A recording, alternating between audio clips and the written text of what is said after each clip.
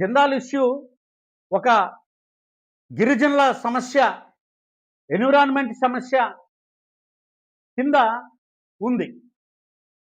ఆ company 2006లో YS Rajasekhara Reddy గారు కొంతమంది స్వార్థపరులైన నాయకుల కోసం ఓకే ఆయన ఉంటారు.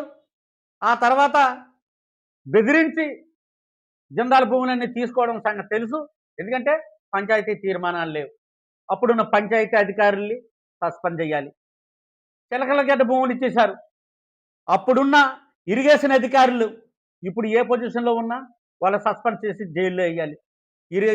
ఇరిగేషన్ తాలూకా చట్టాలని తొంగలో తొక్కేశారు. అలాగే మరి ముఖ్యంగా జిందాల్లో దాదాపు 100 నుంచి 125 ఎకరాల ఫారెస్ట్ ల్యాండ్ ఉంది.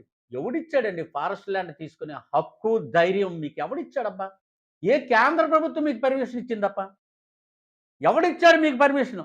చూపెట్టండి. తర్వాత అప్పుడున్న ఫారెస్ట్ డిపార్ట్మెంట్ ఈ రోజు కూడా నిమ్మక నీరెత్తినట్టు మరి వాళ్ళు వ్యవహరిస్తూ ఉన్నారు. వాళ్ళ భూమి ఎక్కడుందో వాళ్ళకి తెలియదు ఫారెస్ట్ డిపార్ట్మెంట్ వాళ్ళకి. జిందాల్ తీసుకున్నారు కాబట్టి వాళ్ళ మామూలు కక్కుర్తిపడి ఫారెస్ట్ వాళ్ళు నోరు మూసుకుని ఊరుకుంటారు. అలాగే మరి ముఖ్యంగా రెవెన్యూ డిపార్ట్మెంట్ చాలా కీలకమైన డిపార్ట్మెంట్. అప్పుడున్న ఆర్డీఓ, కలెక్టర్, ఎంఆర్ఓ, విఆర్ఓలు వీళ్ళందరూ మామూలు కక్కుర్తిపడి చేశారు. ఈ మధ్యనే అక్కడ ఉన్న కొంతమంది నాయకులు బినామీల అకౌంట్లో డబ్బులు వేశారు. వేసింది ఎవరు? ఆర్డీఓ గారు కాదా?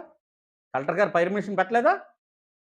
అప్పుడున్న అధికారులు ఈ భూమి నీదని రెవెన్యూ డిపార్ట్మెంట్ చెప్తే కదా వాళ్ళు డబ్బులు తీసుకున్నారు.